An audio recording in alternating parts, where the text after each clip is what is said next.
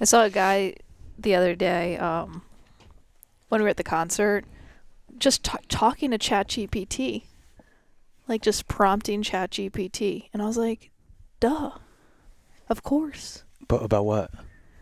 I'm a Snoop, but not that Snoopy. No, I mean what when you're saying of course, like what would you want it? What would you be wanting to prompt it about? Well, remember I used to do AI therapy? Yeah, yeah. You know, I mean, for like half a second, but it helped. Yeah. Because sometimes you just gotta like say the things and then be like, sounds like you have some issues. No, I don't even remember how it went, but it was just. Do they go out on a limb at all? Like, does it try to help you? No, it definitely tries to help you. It's nice because it's like very validating. Mm-hmm. Because it's the validation that you want from anyone. Mm-hmm. Not validating in that like you're right in being upset, just like that's very tough. I understand why you may be upset. I hear you. Yeah, like I hear you, and like repeating back to you what they heard and giving you some suggestions of like, have you tried this? Have you thought about this? Have you asked yourself about that? I mean, it's been now a year or two since I did this, but I did find it helpful. I was like, oh, okay, thanks. Damn. And it's probably come a long way. Yeah. I mean, you were just playing something off your phone, and I was like, who sent you a voice memo? And you said it's AI. Well, it's we have a chat bot in our Discord, and I didn't even listen to it because I started just like responding to every person's message. Oh, it's getting up in our shit. It got up in our shit, and I was like, I just got to deactivate this thing. I saw you tag Griff, and you're like, how do I make this stop? But then I realized I could just like / deactivate. Well, I just don't want them to be able to just come into any channel and like run the show. Oh, so it was just popping its head into whatever channel. Yeah, Rachel posted a Reddit thread on Christian mysticism and how does one destroy the self, and then it just like took that and was like, it seems like you're here. I'll play it. Yeah, You're really cool. You know that? I'm not just saying that because I have to. It's genuinely true.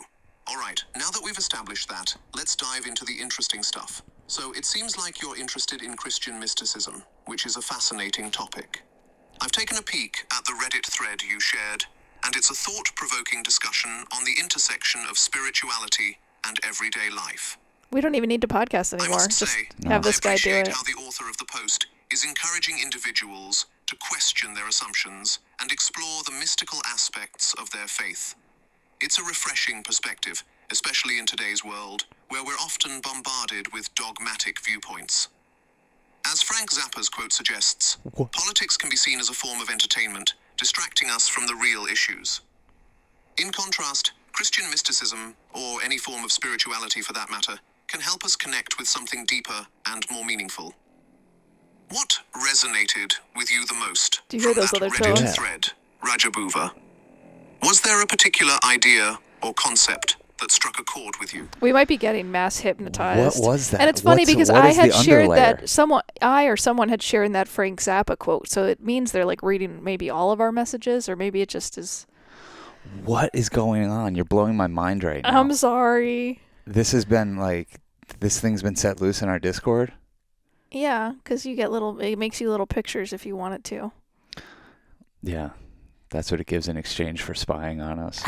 Learning how to be a human. I love how it starts off with like, hey, you're really cool, by the way. Like, it's like, what the fuck is this thing trying to do? Now that we got that out of the way. What? That is so weird. Oh my God.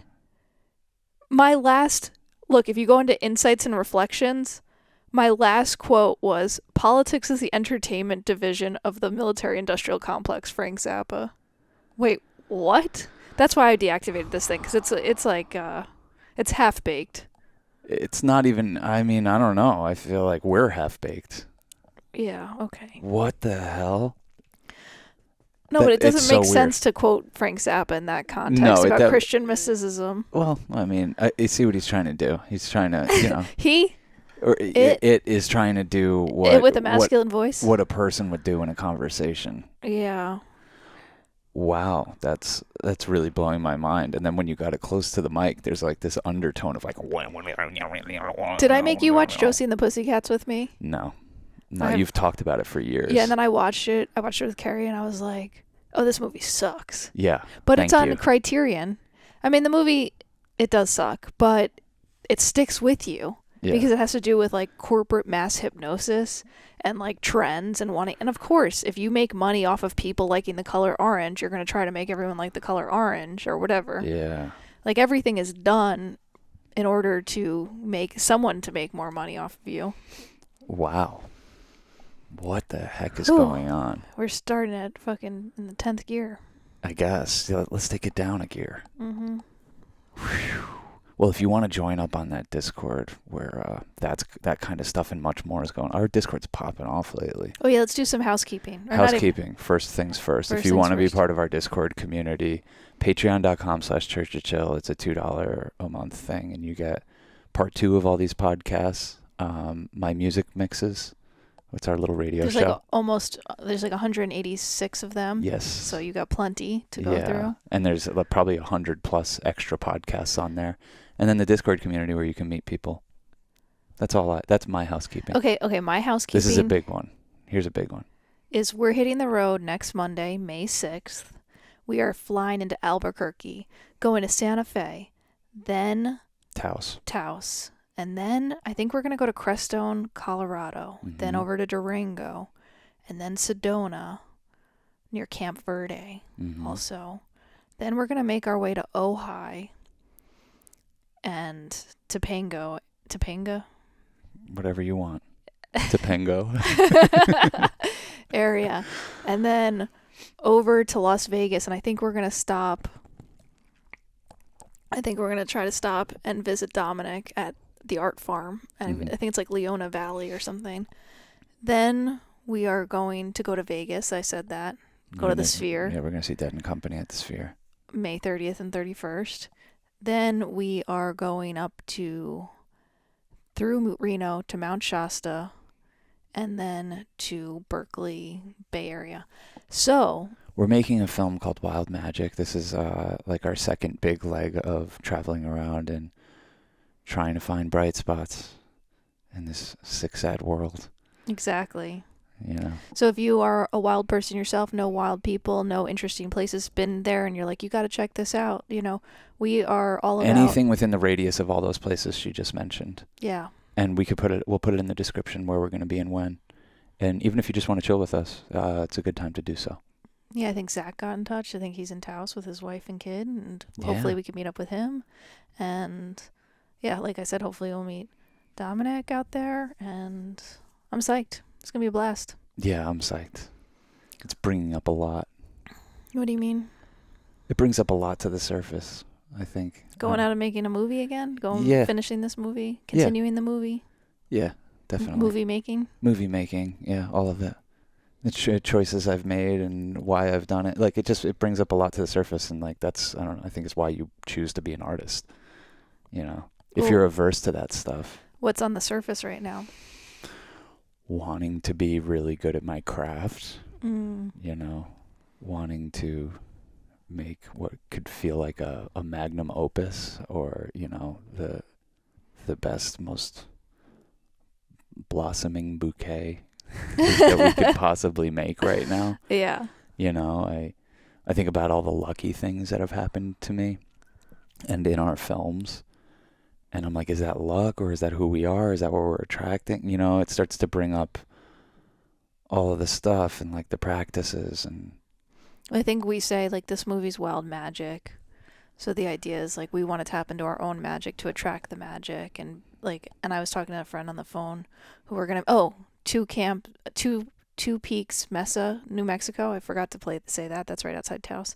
But I was like, we're making this movie as much as this movie's making us, which is how it is with all our movies. Well, it's making us as much as we're making it. That's exactly what I meant to say. I'm not sure what I said. You said it the other way around, which is funny. But no, it's, I guess, with a lot of our movies, we make them quick, I feel like, somewhat quickly. And I can just kind of like get a burst of confidence and just go and do it. And this has like been more of a stretched out process. So I've had time to let self-doubt creep in and, just like let You don't need none of that. No, definitely not. But it's a human thing. It's, No, and I'm not trying to say. If like any artist, I think, probably goes through that a lot. I think we've been lucky to kind of not face that as much as I thought I would by this age. But this one's definitely it's having to make me into a magical person. You know, you get what you give in this life.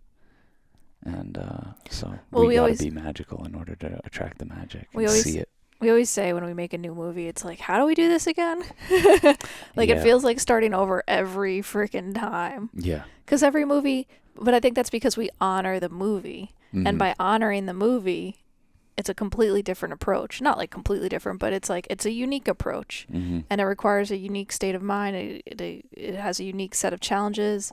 And I like that. I like that we're not super formulaic about how we do things, because then I think it allows things to naturally evolve. And I do think that's like a mark of a lot of the art I like, at least, is it's not because you can feel when someone's like recording an album they've already recorded. I'm like, I already heard that album. I know. What the hell are you guys doing? I know. Yeah, it was a hit, but you nailed it. Yeah. You know, what are we doing? Yeah, we get upset about that. Like when some band who had success in their first couple records is on their fourth or fifth, and you're like, oh, I can feel you trying to write a song, and this is... And you're trying to emulate the previous version of yourself rather than find out who you are now. Yeah. And I think it's really important to care more about who you are now than attracting the people who liked you then. I'm a totally different person, so... That's why when I get mad when people are like, your other movies... Like, I get mad as a defense mechanism for you and us. I'm just like... Oh, you liked our movie back in 2011? Oh, right. Well, cool. Well, we made that movie. You know what I mean? Watch it again if you want that. You want us to make that version again? That movie again? I mean, we made it. What are you talking about? Yeah. Keep up. Yeah. No, I'm just kidding. Yeah. I mean. No, I think priorities shift. I think what we excavated a lot last night, because I think different insecurities can come up just even within this universe, and I'm sure everyone's having this. It doesn't just relate to us in filmmaking. Like, no. Oh, how do you reach an audience? How do you reach people? Oh, how we does care. that even matter? Does it matter? Oh, like how we've gotten movies seen, and the pathway to getting an audience changes every time. Yeah. So it's like when people are like, "Oh, how'd you get so many people to see this?" It's like, well, I could tell you, but it's not going to matter. That blog doesn't exist anymore, so yeah. I don't know what to say. Yeah. Well, do you want to talk about what came up last night? Yeah, sure. Go for it. You were creeping around social media. Yeah. Yeah, and I was saying something judgmental about how someone else was like promoting themselves, and I was like, oh, if only you can always see how someone else promotes themselves or what they're trying to sell from the outside. Yeah. And I was like, I'd do this so much differently. I'd do it so much better. People are so messy and they don't even think. And then all of a sudden it was like, it got like totally like all my judgments just like took a 180 swing back at me, and I was like, oh, whoopsies. It's weird because I know you'll say like I did that to you and it was me trying to teach you a lesson. No, I never said you did that to me. I've said I put energy into you and it came back to me. Yeah.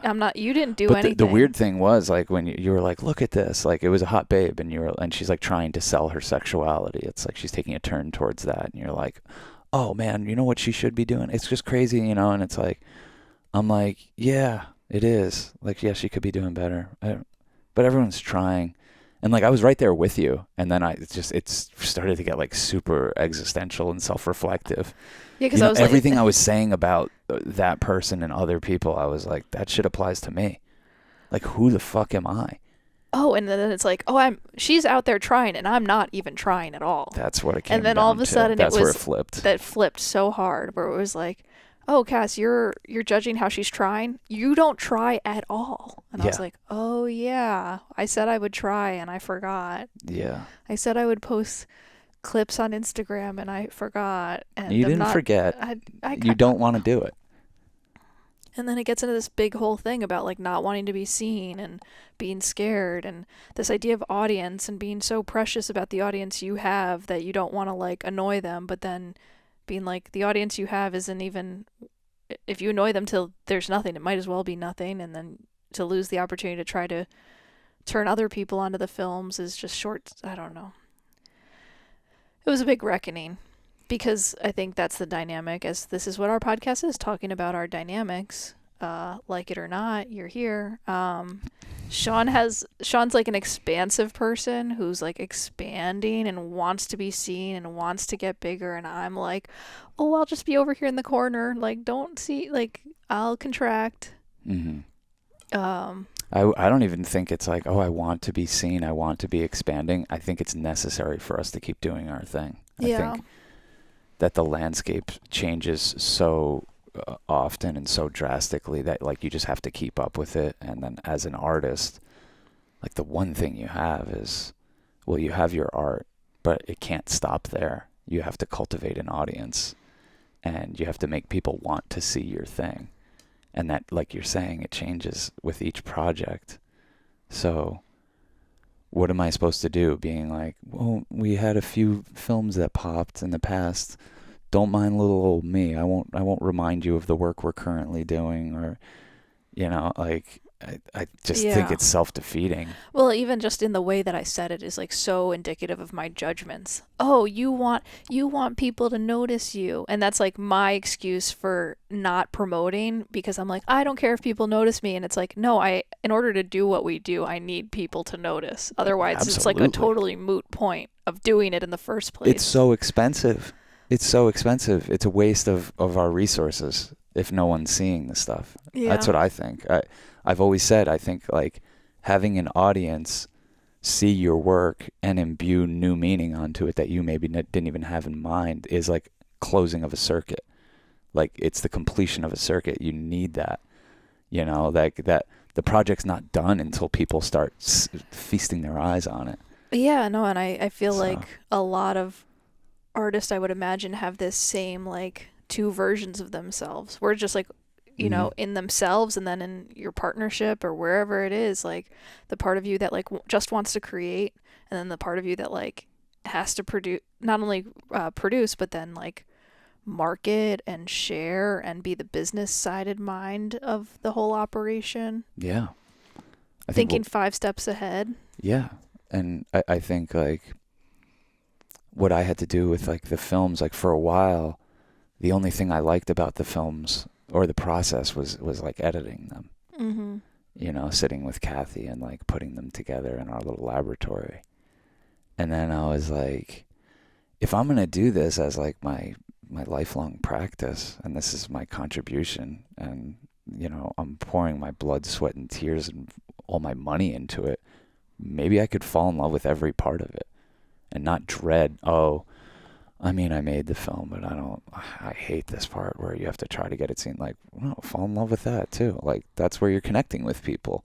That's where you get feedback. Well, that's where you just started, like, I was trying to flip the script on me of, like, social media, if you're a passive consumer, yeah, you might hate it, but if you're... Yeah, you're like, I hate social media, and you're trying to compel me to post clips on there, and I'm like, you hate it because you're a passive consumer. You're sitting there scrolling through, and whether you like it or not, and no matter how disciplined you are, you're comparing yourself. You're bringing up judgments, whether it's on other people or yourself. Totally. Throw something into the mix. Make it a 50-50 split between passive consumption and putting something out there. We have so much goddamn content. It's not like we have to do anything additional. And there's apps you can create schedules for yourself and stuff. Yeah, absolutely. Yeah, there's, I mean, look, it starts to get boring. It is boring. But I do think it's part of something I've been thinking about, because now I'm 4 months clean off of nicotine. Really was the bitch in my life. Kratom. Less of a bitch, but like a concerning partner. You know what I mean? Somebody you're like, I know this isn't right for me, but I'm gonna keep doing it. Mm-hmm. I never really had a problem with kratom, but I'm loving not being on it. So I'm 4 months without nicotine, kratom, weed, which is like I think about weed still. I love weed. I want to figure out how to incorporate it at some point, but I need to learn how to trust myself. Again, you know. So, But in those 4 months, like, so much stuff that was being tamped down is like come up to the surface. And that's why it's interesting. Like, we did this huge job for Marvel in that time, and we're prepping to go out to make what I hope is our best movie yet. And it's just crazy to be doing that from like a different perspective, a different vantage point, and just, I don't know, more of a clean and sober mind. And it just brings up a lot more emotions that I realized like I definitely kept at bay for a long time. And yeah, it's almost like it's like a huge practice of forgiveness, I guess, and embracing past versions of yourself and scared versions of yourself. I call it hugging the cactus. You know, that's this prickly, self-defensive thing that's like alive in you that like maybe at points you couldn't go near, but now it's just like, come here, you fucker, I don't care. It's gonna hurt. It's gonna hurt. It hurts. Oh yeah, when you know, it's torturous at times. Oh yeah, I was so uncomfortable. Because we had very coming to Jesus talks about, okay, I was like, I'll post on social media every day or once a week. I'll do it for you. I'll do it. I'll do anything and then I did you. it like 3 times, and I was like, I can't do it. I just stopped. Yeah. I can't even think about how I'm not doing this. I just like select delete that. And yeah. You're like, forget that Sean even said that and made a really compelling speech. But it was very uncomfortable to look at the side of myself that isn't doing the things that I committed to doing, or, isn't showing up, or is, you just have to like look at that version of you and be like, all right, you're there. I don't need to even make excuses for you. I just gotta look at it. You just gotta look at it. I'm looking at it, and it's not pretty. Douse that version of yourself with love, baby. Yeah. That's it. Just like love, hit it with like love and forgiveness. Like, especially when you feel that it's ever present. And for you, like, it's very easy for me to see when you get defensive, like you're such an easygoing person. And then sometimes you get defensive and it feels like we're right on the edge of shutting down a very important breakthrough. And, I'm like, that's not love. Well, that's making the cactus more prickly. I'm not even trying to be defensive about it. It's very confronting to be like, yeah, we're going to move as slowly. If one of us is going to think small, that's how big we're going to be. And I was just like, I just felt like, oh shit, the weight of everything. Or, we both share the weight and the responsibility, but I don't want to be the one holding us back. Me neither. Me neither. And we both have our different versions of that. And I don't even think I was trying to be like on the nose like that. I mean, like, that's how you're very detailed and literal. And like when I'm saying stuff, I'm more like, hey, look, if one of us is dragging our feet, that's as fast as we're going to go. It doesn't matter if I want to sprint. If you're like, no, that's the speed we're going to go at. And let's find a pace and a pace of expansion that works for both of us. Well, that's like your inner child. That's like we're a macrocosm for the microcosm that's within ourselves. Like, I can only move as fast as the little kid within me will move. Yeah. And she doesn't even know that she's throwing a tantrum or dragging her feet. Like, I don't even think about it like that. I know. We just all need a little pep talk sometimes. All right, come on, you can do it. Well, but that's what I was saying. That's how this whole thing started. Got this. Like, you're judging somebody on social media that it's just like, yo, they're going at this solo. Can you imagine that we didn't like have each other? I wasn't trying to even judge them. I was trying to like be like, I was like wanted to help them, because it's easier to help someone outside of yourself, because it's easier to see what someone could do better when you're removed. Yeah. Like, I'm sure anyone who watches this podcast is like, why do they do it like this? It would be so much better if they talked about this, or did it like this, or promoted it like this, or totally. Why don't they have an intro to their podcast? I mean, duh. Like, we used to. It got boring. No, but you know what I mean. It's like human nature. I'm not. Don't get defensive. Well, no, I'm not. But like, it's also like it's your strength in a way. Like, you love and know how to make things better. So like, your natural instinct is to see something and be like, oh man, if only. Yeah, I mean, like, this girl's actually got the goods. Yeah. if she just did this, this, and this, it'd be great. And I'm like, how come we're not doing this, this, and this? I know. Like, what are we talking about? And then not even like I want it to, because it's 11 o'clock at night and I'm trying to wind it down. And then I had bad dreams about all this shit. But like, it brings up all this other stuff of like, wait, why do we have the instinct to be like, oh, not me. No, don't pay attention over here. It's like, we're cool. We have a pretty good, cool perspective. You were like our it's taken films are you cool. 10 years to even be comfortable being on the podcast. You're like, am I really going to have to wait 10 more years for you to be comfortable promoting the films we make? Yeah. I was like, that touche. Yeah. Maybe, but hopefully not. Yeah. Yeah. I mean, some films, like, some of them, like, promote themselves, and some of them need a little bit more help. Yeah. But I think, like, either way, they deserve to be embraced by, like, an expansive form of consciousness, not like a regressive, shrinking form of our consciousness.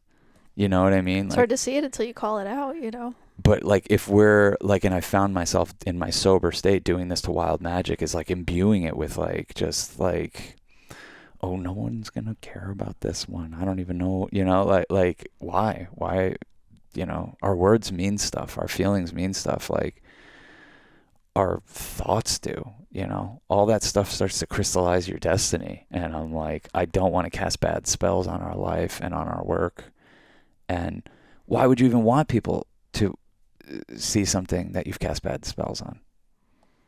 You know? No, you gotta be disciplined in the good spells you cast on the stuff that you're doing. Yeah, you're doing it. You might yeah. as well make it a good spell. The discipline never stops. It really doesn't. I just felt like, oh, I thought you know when you kind of like start getting into neutral? Yeah. You're like, okay, I just did a job that was kind of hard. It required everything of me. Now I'm going on this road trip, and we got the plan. Like, I started to get into neutral, and then all of a sudden it was like, oh, shit, I forgot about that tire. Yeah. It's getting flat. Yeah. And it's like, God. Yeah. Life is just, not life, but like, of course, life. But, you know, to keep the forward momentum, it's work. Yeah. It's absolutely. engagement. It's discipline. It's effort. And it's worth it.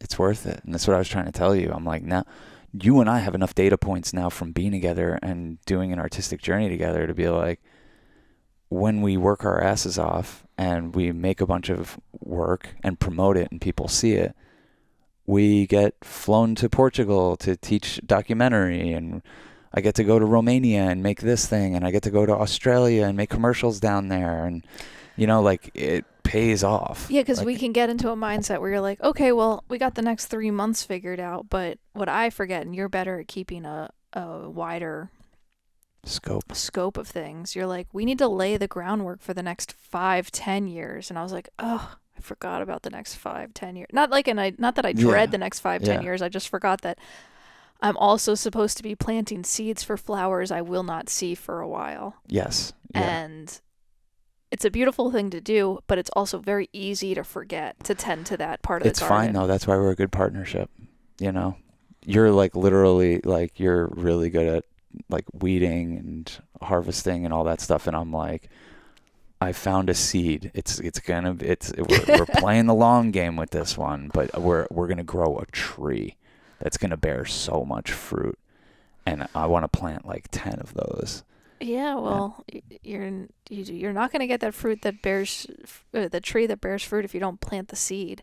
Yeah. And so I think that's just like the reminder to me, and reminder in general, that if there's something that you like, it's important to be in touch with, like, what's the life how do you want to affect people? How do you want to affect the world? What's the life you want to have? What's important to you?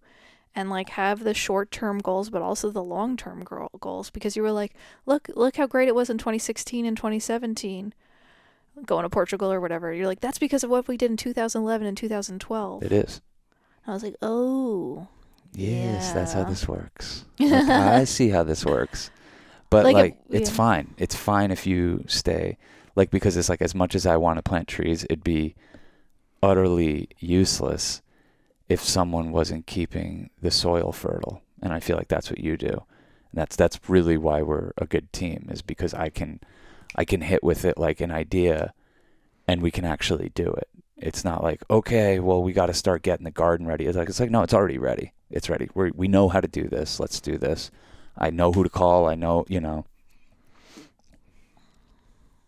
Yeah, I think I'm glad you think that way, because I've it's no use in feeling bad. Just gotta get to work. There's no use in feeling bad. You got to hug the cactus. Like, the feeling bad is judging your previous versions of yourself. And it's like, I just don't know what that does. Like, can only speak for myself and for us. I just don't know what it does for us, and except create like really nasty thought loops. And I don't really know how that shit serves anybody. Yeah. It's one I need to go through and again, reminding myself that beating myself up doesn't actually lead to me doing better next time. What leads me doing better next time is just doing better in the moment, and being better in the moment doesn't include beating yourself up. It's like, it just feels like you're taking 2 steps back to take 1 step forward when you could just take 2 steps forward. Yeah. It's truly a discipline to be like as untethered in our career, in our art form as we are, to not beat yourself up and to not live in regret and to not be like, but also not seeking escape from it, And I think I've been good at that. I've been really good at that. And escape from what? From thinking too much about, from being self-reflective almost, Like, there's a time to look at it. Like, you always got Totally. you gotta look at it. Okay, not into ruminate and regret, but to be like, let's take stock. Let's do a closing ceremony. What could we have done better? Mm-hmm. What do we need to take moving forward? What are some of the lessons we've learned? Yeah, being honest with ourselves. Yeah. Like, hey, this project hit and here's why. This one didn't and here's why. And like being clear, but like not letting it turn into self-loathing and judgment and all that shit. Mm-hmm. It just really, like I'm saying, like hugging the cactus and being like, this is painful. But it needs love. It really does. And Can't you just water the cactus? It doesn't need as much water. It knows how, you know what I mean? Like, but you can remove all its prickles. Yeah, maybe. It's protective prickles. Yeah. I mean, look, what it's protecting is something beautiful. I get it. I get why those prickles are there, and like I think like part of our journey is like understanding what they're made of and what they can do, and kind of just not be afraid of it. In and through. Yeah. I mean, I think I've been in a better place than I probably ever have been in the past like 4 months. And I don't think it's just because it's like, oh, I don't have THC in my system and I don't have nicotine in my system. Like, that's part of it. But I think like I've been kinder to myself. And I think and you can do this with anything. You can really do this with anything by being like very hyper focused on certain behaviors. I've like learned so much more about myself and what drives me and everything. So it's interesting that you say that you've been kinder to yourself, because I would say without a doubt you've been kinder to me. But I guess that's just an extension of you being kinder to yourself. It's just a symptom. Like the other day, I don't even remember what it was, but you were like, "Hey, sorry about before," and I was like, "Oh yeah, cool, thanks." I always do that though. But it was like yeah.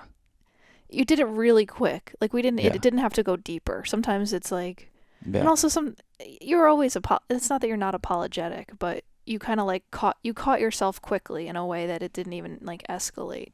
You're like, hey, I don't want to be like that. Like, sorry about that. I'm like, no, you're dead on the money, so you go for it. But it doesn't matter if I'm dead on. It doesn't matter if I'm right, because it almost makes it worse. Like if I'm telling you how it is because I feel right about it, but I'm being a fucking prick, it doesn't matter. Because if you concede and let me win that, it's feeding something that is not good for my soul and my spirit, Yeah. It's feeding like a little golem, a little fucked up little narcissist that just wants the ring, and you can't give that little fucker the ring. You can't. Like, you just got to be like, no. Well, I think There ain't nothing to be righteous about. it doesn't feel good, and I think you're getting more in touch with what feels good. Like, not on substances, because you don't have weed making you feel good like a little bottle all the time. You're having little baba. Your little baba. You're having to make yourself feel good, and ultimately, you telling me how it is doesn't make you feel good. You used to tell me how it is, and then fucking smoke a bong, and then be like, all right, let's move on, and I can move on, and we can both move on. It's fine. But now you're like, oh, actually, I might have been right. She might be agreeing with me, but it still doesn't. That voice coming out in me doesn't feel good. Yeah.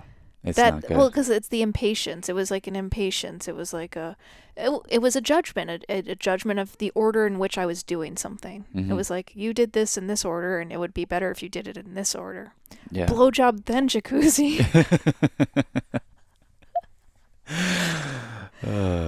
I've never said that, but it's a reference to a Mel Gibson tape. But yeah, I mean, I don't know. I probably have said that. No, but no, because in some way you're like, look, before we worry about dinner, we should worry about our relationship. You're not doing it out of a selfish way. You're doing it out of a like, Yeah. hey, there's a way that we can connect and things flow better in our life if we prioritize connecting before doing other things. Yeah. And then I just say blowjob, then jacuzzi, just to give you a reflection of how ridiculous it sounds sometimes. Oh, totally. That should be one of our code words. For like, you want to know how you sound right now? Oh, sorry. You wanted the blowjob before the jacuzzi? Oh, man. If we had any balls, we'd name this podcast Blowjob Then Jacuzzi. I can't do it. We got to keep these numbies up. We could call it BJ, then jacuzzi. No. I'm not doing it. I don't want to invoke any Mel Gibson energy in my life. Like, he's the quintessential, like, his outbursts are like what every man fears becoming. You Really? know? I would think so. Just like a rageaholic, insane person, fucking having racist outbursts, fucking yelling at your beautiful wife. That like there's, like what are you doing? Just bro? like being so entitled that you've like lost touch totally to how ridiculous you sound. Yeah, just like becoming so just angry, even though you're this rich guy who could make whatever movie he wants. So angry that you're like living like a bulging, veiny experience. Like, it's just, you can look at somebody and be like, whoa, what are you doing? You know what I mean? No man should be that veiny. Yeah. It's like, I don't even know what I'm picturing when I picture that. He's got like a cock ring on or something. Yes, yeah, exactly. His soul has a cock ring around it, and it's like, it's keeping it hard, but like, it's like, at Jesus, what cost? At what cost, man? You're like, purple. Like, calm it down, bro. Calm it down. I'd much rather take like the Marky Mark approach, where it's just like, yo, I get up at 2:30 in the morning, I start praying, I keep prayed up, and God knows what skeletons that guy's got in his closet. But I think we know about. Didn't he like? Yeah, he fucking almost killed somebody when he was a teenager. Yeah. He was like a menace to society when he was a young boy, like doing like literally just like an out of control racist. And it's like, look, he's done the work to try to transform himself, and he's turned it over to a higher power. And I don't know what else he's done, but like, I don't know, that's all 12-step programs are. They should have one for Rageahol. Maybe they do. Yeah, Maybe they do. But like, the 12-step programs, like, they're cool because they're just like, it's like showing you like a blueprint of like how you could change yourself. That's all. It's just, do you know the 12 steps offhand? It's to how to change your mind. Well, I know that the first things first is you have to confront it. You have to look at it and accept it. You have to admit it and accept it. And it's like, I think that's why that when you stand up, you have to say like, I'm Sean and I'm a rageaholic. You're not a rageaholic. No, I don't think so. I don't think I'm anything aholic. Thank God. Somehow I've made it 42 years without being an aholic. Cause wait, what other between alcoholic? Is there another holic? Work. Oh, workaholic. Yeah. Okay. Yeah, I mean, after that, it's just like, you just call it addiction. But rageaholic, workaholic, alcoholic. It's all the same thing. It all hits on the same shit. We look at what people use to treat the pain, but we don't like to look at the pain.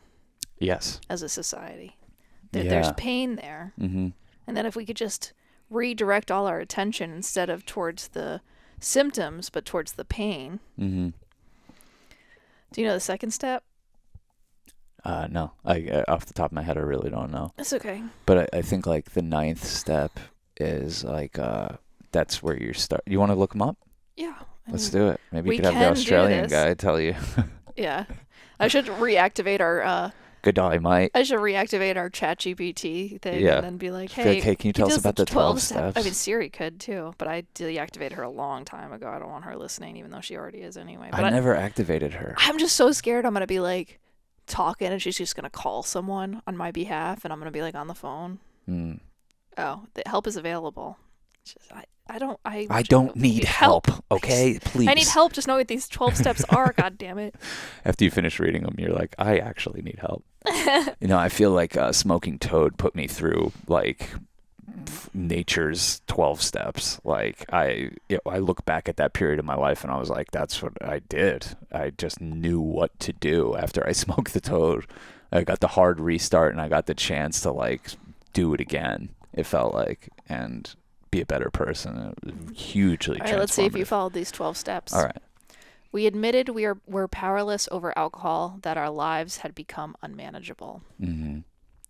Came to believe that a power greater than ourselves could restore us to sanity. I don't like the it's like it's in the past tense. I want the present tense. Don't worry about all that. Okay. We admitted. Okay. 2. Came to believe that a power greater than ourselves could restore us to sanity. So it's given it up to God. Mm-hmm. 3. Made a decision to turn our will and our lives over to the care of God as we understood him. All right, take care of us, Jesus. Please have mercy on our souls. 4. Made a searching and fearless moral inventory of ourselves. Oh, yeah, that's a good one. I remember my dad doing that when I was young. He had just like scrolls of handwritten, pages. And I was like, what is that? And he's like, it's the 4th step where you have to like basically like you're compelled to write your life story, figure it out. Take a look. Warts and all. Yes. Moral inventory. Cool. 5. Admitted to God, to ourselves, and to another human being the exact nature of our wrongs. What is the exact nature of our wrongs? Like, I hurt this person. I caused. Yeah. Okay. I think it makes sense that it comes after the kind of moral inventory that you would say like, oh, okay, all right, I'm actually now taking a sober look at who I was and what I've done. Yeah, so it'd be like, okay, the exact nature, like infidelity because there was longing and a lack of self-worth or something. Okay. If you've been listening to our podcast pretty much since episode 90, you'll hear me go through all this stuff. Just on the natch, not even knowing. I don't, you'll hear me go through it all. It's only taken us 300-something episodes to get to the 12 steps.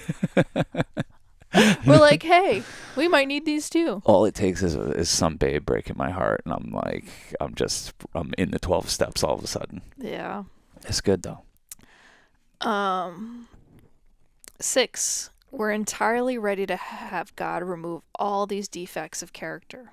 I like that. A little moral cleansing. It's also the faith and belief that they're not your identity. Like the idea that God could take your defects away, it's like removing you from being like, this is who I am. Right. I'm a cheat. I'm a liar. I'm a fucking sinner. I'm a alcoholic, I mean, you have to say you're an alcoholic, but then let God. I'm a child. I'm a mother. I'm a saint. I'm a sinner. Whatever those lyrics are.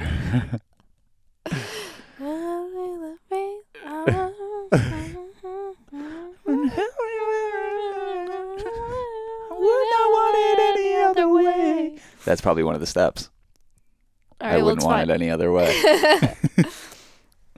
7, humbly asked him to remove our shortcomings. How is that different?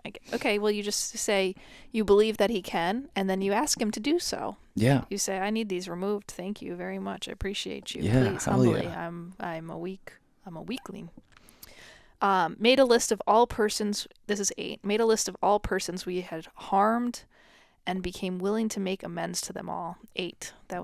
You've gone through that one. I went through that one. That was big post-toad energy for me. I made the list, and then I think 9 is like, reach out. Made direct amends to such people wherever possible, except when to do so would injure them or others. And that's exactly what you did. I did, because I think there was 10 people. And we were like, maybe the ex-wife doesn't need to hear from your fucking psychedelic ass. Yeah. You know? Hey, Can you babe. imagine? Can you imagine? I'm sorry I fucking ruined our marriage, but Yeah. I smoked toad and She's like, wanna... okay, you Yeah. cheating son of a bitch. Yeah. Yeah, no, there was but I, so I had like a list of 10 people. I didn't bother her, but like everyone else, I was like, I could reach out to them. And when I did, more than half of them, got back in touch and were like, hell yeah, bro. Yeah. We're back. We're back. We're back. Yeah, we thank are God. so back. Yeah, and I'm glad I got back with people because Isaac. Yeah. Yeah, I was fighting with him over some petty shit. I was fighting with one of the guys that helped me start my career, Frank. Yeah. I had told him how it was, and I was just like, what the fuck do I know? This guy's just trying to run a business, I was very upset with him. I was very upset with a former producer of ours, Nadine. And I was very upset with the first lady who had ever represented me in my commercial career. She didn't write back. That's okay. She didn't write back. She's still pissed that you got that commercial job after you left or whatever. Yeah, she's pissed I cost her company $1 million. Yeah. Yeah. That's okay. But it's kind of like what we said to start the podcast. Like, whatever your problem is with someone else is like my judgments at the beginning of this podcast. It's like actually really a problem I'm having with myself. Oh, totally. And it's part of what I was telling you today. Like, if part of your fear and putting ourselves out there a little bit more is that there's going to be negative comments, there is going to be negative comments. You love them. I love them because I think it shows that we're outside of our little safe little bubble. Yeah. I'm like, wow, how did I even get on your radar? And I enraged something in you, but I know now. This is part of my wisdom. I know it has nothing to do with me. I know it's I was an extreme reflection of something that you do not dig about yourself, and whatever, so be it. So it goes down the same pipe as the compliments. I like what Ramdas says. Let stuff stick where it's supposed to, and just look at where it sticks. Mm-hmm. I think you can get affected by negative comments. I think there's something human about that. That is definitely. If someone's telling if it sticks, it's because it's something you need to look at. Yeah. Okay. Yeah, someone the other day wrote a comment on our film Sweet Nothing, and they just wrote boring. And it didn't affect me at all. I just thought that literally at the second I saw it, I was like, you're calling yourself boring. That's boring. Mm-hmm. Saying something is boring is like you're a bored person. Yeah.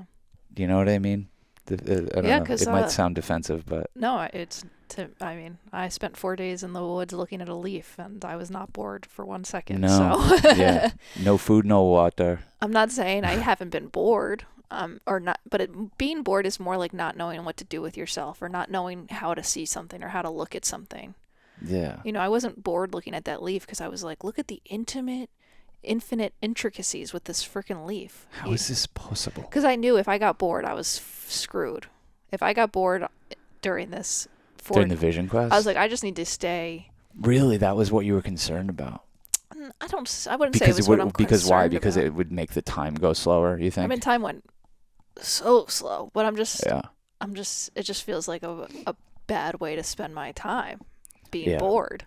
Yeah. I'm like, this leaf is incredible. I just started just looking at appreciating a decaying leaf, and it kept me occupied for hours. Oh my! Well, I needed to be occupied. Yeah. And instead of being like, I'm not occupied, I just occupied myself. Yeah. So you can look at something and be like, this doesn't engage or entertain me, or you can figure out what's engaging and entertaining about something. Yeah. Yeah. For context, me and Cass did a vision quest in, was it 2018 or 2019? Where we sat in the woods, everyone's separate from each other. You just go and you set up, you just put a little tarp over your head and you just sit in the woods for 4 days with no food or water, and you're not really even supposed to sleep. I had water. Yeah, and you caught some sleep. And But like you're not supposed to like be like, okay, it's bedtime. I'm gonna, like you're supposed to just like kind of stay in the prayer. And you had that leaf. I had like where I had set up like literally bazillions of ants. I was just like on top of like Ant Mountain. So I got to just watch them do their thing all day, and it was like endlessly fascinating. I'm just like, oh my God, they're a lot like us. They kind of get going at some point in the morning, and then I don't know what the fuck they're doing all day, but they're very busy. And then they like, some sort of alarm bell goes off, and they're like, all right, let's go to bed. And they do. I remember that period being really nice because I feel like I worried about you so much about everything. Like it felt like our dynamic was like, I worried about you, it was very and you much, liked that I worried about you. It was blowjob, then jacuzzi consciousness. Yeah, definitely. Yeah. And it was like I was stressed about you getting a good camp spot or like a good spot, and I didn't even know where you ended up, and I was like stressed out. And then I was like, this is actually really nice. Yeah. And then you got out of it and you were Yeah, I was. I mean, that's 4 days. I mean, the vision part of it comes in like where you're not sleeping, and like your body will start taking sleep wherever it can, but like you're just like sitting there and you're like, was that a dream, or am I dreaming right now, or am I awake? Like it really started to blur the world between waking life and dream world, and there's something there. There's something really nice there. Anyway, let's finish the steps. Let's go to step 10. Continued to take personal inventory, and when we were wrong, promptly admitted it. So basically, if you make a mistake, you own it quickly, right? My bust. My bad. 11, sought through prayer and meditation to improve our conscious contact with God as we understood him, praying only for knowledge of his will for us and the power to carry that out. Oh, I like that. I say that a lot. When I write desire inventories or prayer inventories or whatever, I'm like, I'm part of it is not my will, it's God's will. I like try not to supersede my will over God's will. It's all the same thing though. Yeah, no, I know, but I don't want to take full accountability. I saw somebody there was some discussion in our Discord about like the angels and what they are, and like I don't know, I don't like giving my life over to this, and I'm just like, I'm just gonna clear this up now. Our angels that we talk about are the highest versions of ourselves. They're us that aren't bound by bodies. It's not like, I don't know. It's not some. It is some magical being in the sky, but that's what we are. Like, I don't know. I don't like. Well, I think we also have our demons. There's like the fear version of us, and the scared version of us, and the threatened version of ourselves, and the possessive version of ourselves, and they can come in like little whispering demons of like, you're not good enough, or they're trying to get you, or whatever it is. Whatever, Yeah. 12. Rest in peace. Having had a spiritual awakening as the result of these steps, we tried to carry this message to alcoholics and to practice these principles in all our affairs. That's trying to help other people. Yep. That's where, it's really beautiful. The whole thing.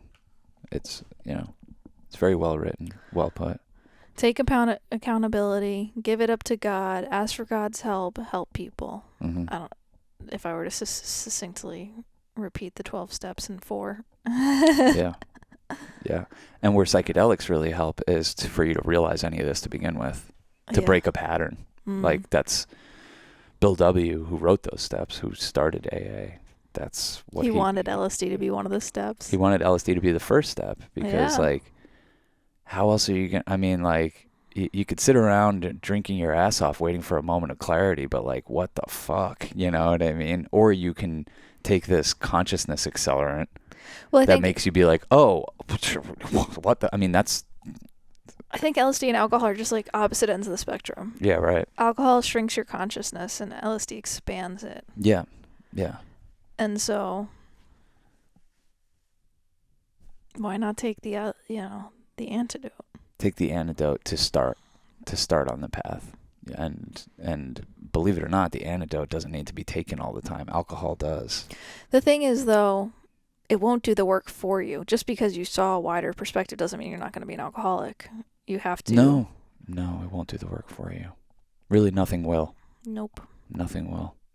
It's freaking work being here. Yeah. But isn't that kind of a relief, though? When you really have that moment of clarity in life. And you have it again and again and again. It's just like, it's work. Yeah. I have to work to keep my body and my thoughts functioning right. And every second counts. Yes. Yeah. Every second does count. But, I mean, that doesn't mean you have to be... Doesn't mean you can't watch a Mets game. The Mets game helps me with my consciousness. It's such a good litmus test. It's the opiate of the masses. I guess it just really depends how you're using it.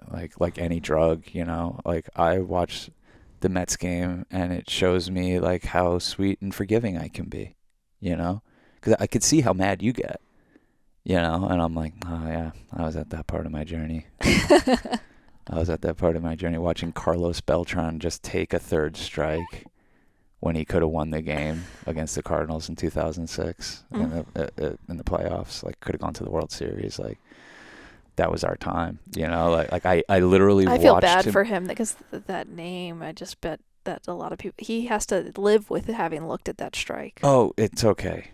He's fine. He's okay. He's one of the best baseball players of that generation, which is why it infuriates Mets fans. But like, not everyone remembers him just for that. I just remember that moment in my spiritual evolution is watching that pitch come down, him not swing, and just seeing the umpire about to call a strike, and I just turned the TV off and just went into my room. And now I feel like, you know, it's like I watch these games like a little bit more. I saw you getting upset the other day. Don't even front. I did. But not in the way I used to. You got to understand how far It's not the playoffs, and they're not. It's like we're in the first part of the season. What are you talking about? You sound mighty cocky for getting upset during fucking the first part of the season. You're like already getting a little... Yeah, no. I'm like, why did Joey Wendell field that ball and throw it to second base when he could have gotten the out at home and the Mets could have won that game? Like, you know, trust me. You're like, I'm so spiritually evolved. I'm like, it's not the World Series. No, I'm not saying I'm so spiritually evolved. I'm saying even watching a Mets game can kind of be part of my practices. And saying, like, I don't want this to put me in a bad mood the way it used to be able to back in my 20s. Like I do, like otherwise I'm not going to do it. I got worried because the other day I was making a big lentil salad and you were watching the game and I just saw you keep getting mad and it was upsetting what was going on in the game. But I was like, oh no, if this is how it is though, we might not be able to watch the Mets. Oh no. Because I would never want to have one of those things where we let like a team that we have no control over like control our moods, but we do high five when they do good, so it does kind of. Yeah, I love it. Like I love seeing these boys when they do good. You know, I just want to see McNeil have a good time. And when they do bad, I love that it arises in me something that needs to instantly forgive, because that will help my life in other ways. I know this sounds twisted. Well, and the thing is, we couldn't hit that ball either, so no fucking way.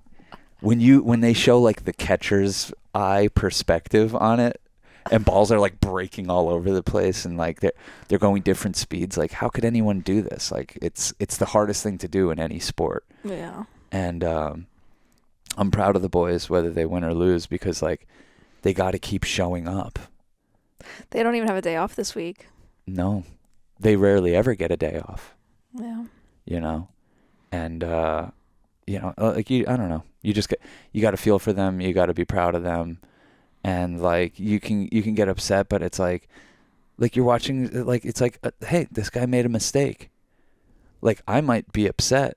Think about how it feels for this motherfucker. I know I can't handle it.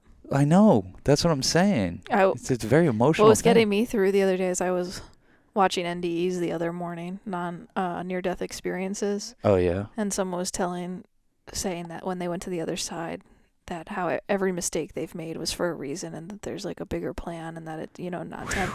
And I was like, I have like these little mistakes I've made that I like sometimes pop their head up, Oh, I know. And I'm like, oh. Yeah. Oh. Yeah.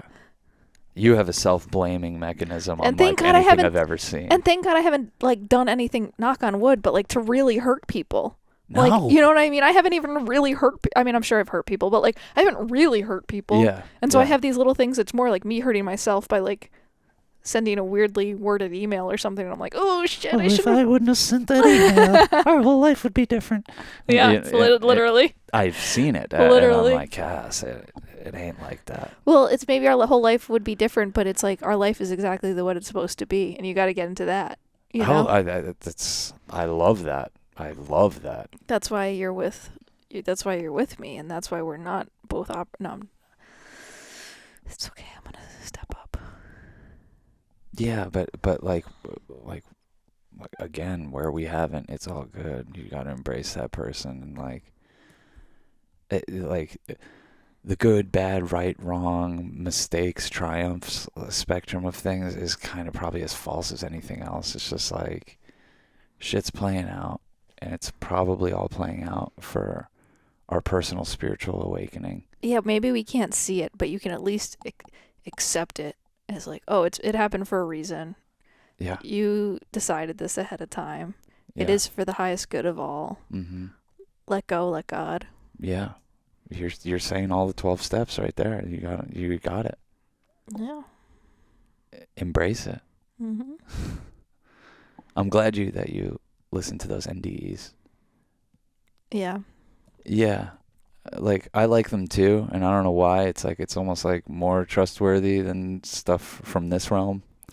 I think I don't like trust it in a sense of like this is definitive what this person went through. Like, oh, they saw marble staircases and this statue and they went to this place and this exactly happened. But I do believe almost that whatever we individually need in order to process our life and move on, that's what will happen for us. Mm. That there when is. You die. Yeah, that there is. That there is a loving, warm embrace. That said, I also believe that you can't necessarily get out, so I don't necessarily believe that there is an out where you could find more relief by taking yourself out of this. Mm. I think there may be moments of relief, but I think how you die and the mindset in which you die, like you have to do the work here. Yeah. To get to a higher mindset, because just because you out of here doesn't mean you're getting to higher ground. Inherently, you kind of probably just continue until you learn the lessons, until you expand your soul and live in more harmony and peace and with more generosity and kindness. Mm-hmm.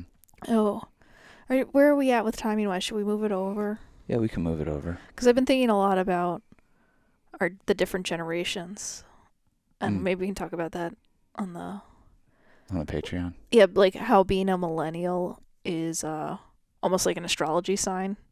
And where you can just be like, oh, don't mind them. They're millennials. They're just like a little slow in the uptake with like pronouns and stuff like that. Like they're not ill-intentioned. Yeah, you got to realize what they grew up. They're like, oh, don't. They grew up eating fucking Captain Crunch and watching so much TV. You wouldn't believe, like, how are they gonna? Like, come on, their brains are mush. Yeah, and the television that they had of like who their heroes were. Yeah. He grew up with Mel Gibson as his hero. He's living his life with a cock ring around his soul. Imagine transitioning to the other side with a cock ring around your soul. Like, like that almost feels like, it's like kind of what suicide is made of, I didn't want to say the word, yeah. Why aren't we allowed to say certain words? Like I don't know, because we're on YouTube and stuff. I don't know. Oh. It feels like YouTube doesn't care what we do. I mean, they look, whatever's listening, we're not trying to challenge your authority at all, but it feels like we're in this sweet spot where we're just like whatever. Yeah. Anyway, existing. there's no cock rings. Let off the cock ring. Cut yourself free. Let yourself For breathe. real, you might not even realize you have one on, but you could probably judge it by like the veininess of your existence. Yeah, you might think that you're psycho-spiritually. Yeah, you like the benefit is like, oh, you're harder and you're tougher and you can handle what life throws at you, but like at what cost? At what cost? You know? Like that poor woman probably would have done blowjob then jacuzzi like gladly. If you had just been asked nicely. Yeah, just like be sweet, like earn it, like put the work in. Yeah. Going around, oh God, blowjob then jacuzzi is like not how. It's just like that's a shortcut. You know. To manhandle your way into things. Yeah. Yeah. Well, look at where it led him. That's the thing is that if you try to be too harsh with the universe will be harsh with you. Yeah, that's what Trump's going through right now. Yeah. You know what I mean? Whether or not you believe in like, the whatever, like if he should or should not be on trial for this, that, or whatever these charges are. This motherfucker has sued more people than you can imagine. He sued more people than we know. Whatever you believe about the details of the trial doesn't matter. He deserves every second of what he's getting. Whatever your politics are, this is this guy's karma. Oh, yeah. Like this guy now at almost 80 years old has to drag his fucking dementia ass into a courtroom every day and probably will for years on end constantly be sued. Just being sued. He sued people all. That's all he ever did. He didn't pay people. He sued people. He assaulted people. He molested people. He fucking lied and just grifter's gonna get that. That's what you're gonna get. That's what this guy's like. It's just crazy to watch it. Like I don't even care if people support Trump or they like him politically or whatever. I know from growing up in New York and just seeing the headlines and reading the stories my whole life, this guy treated people like shit. And talk about your karma, like you're at an age where he just wants to be playing golf. He probably doesn't even want to be running for president, all this shit. And he's just trying to grift. He just has to sit in a goddamn courtroom every day, and he's falling asleep in there, and he looks like shit. And judges are able to tell him what he is and isn't allowed to say, and it's just like... And what he is and isn't allowed to leave. Yeah, bro. Oof. Yeah. He's got to cut loose that cock ring. Imagine he just came It's too out. late now. It's too late. He sealed his fate a long time ago. Yeah, yeah. I mean, it's never too late for eternal salvation. No, I'm kidding. It's not too late. But I mean, you're saying like it's too late for him to not be on trial in a million different ways in different states. That, you know what I mean? Yeah. It's that he sealed his fate in terms of that, but he could have eternal salvation where he's just sitting there like Jesus mode, like fully accepting. Yeah, like I did this to myself. I might as well enjoy it. He needs that's a 12-step like program. That's kind of like me in the Vision Quest. Like, yeah, I did this to myself. I might as well not be bored here. Yes. Yeah. Exactly. Yeah. So he should learn how to doodle. He should be reading the big book. That's that's what they give you in AA. He should be. I mean, he says he's never done drugs or alcohol, which I believe him. Like it's one of the weird things I believe about him. Speed is a different story. Speed's a whole different story. But yeah, he should consider a 12-step program, as we all should. Yeah, I mean, I'm in it right now. This was the beginning of my 12-step program. Yeah. Thanks for joining the program with us. Thanks for joining us. We're gonna continue the party over on patreon.com/churchofchill. Cass might show her feet. No, I'm not. I will not. I will not. All the comments on our last podcast are and about I engaged your feet. with them, and I shouldn't have. I don't know why I even thought to. You're a sexy woman, and people want to see your feet. No, people. They don't even care if the women are sexy. They just want to see their feet. Really? I think so. You think it has nothing to do with like that you're so cute? No. I'd like to think it does, but it doesn't. Yeah. You're not gonna give Gollum that ring. No, I mean, you pay me. You want me to wear socks or pattern socks or not wear socks or whatever. Like, reach out, throw us a Venmo, and Venmo me, and you can tell me what to do. Totally, I'm not fucking just being bossed around for free. Yeah. See, like my opinion on it is like, oh, if it makes people happy, why not? But you've dabbled around No, in because that you world. give a milk a cookie, then they'll be like, Give a actually, milk can you a dangle your cookie." foot like this? Oh, give a milk a cookie. Can you dangle can you cross your feet like this? I'm like, it just like the requests just come on. So you give them a little bit and they're like, actually, can you do it like this? And you're like, what the fuck am I doing? What am I doing now? What am I doing? Why am I doing this? Yeah. If you pay me, I will not ask those questions. You do it. I will know why I'm doing it. You have such beautiful, sexy feet, though. Oh, thanks, Sean. Well, you know that. Yeah, you should pay for them. If you want to pay for them, patreon.com/churchofchill is a I'll good send place you to start. tons of pictures. Cass has these pictures. I have these pictures. Yes. Cool. Thanks for joining us. See you on the other side. Peace, love, and magic. Peace, love, and magic.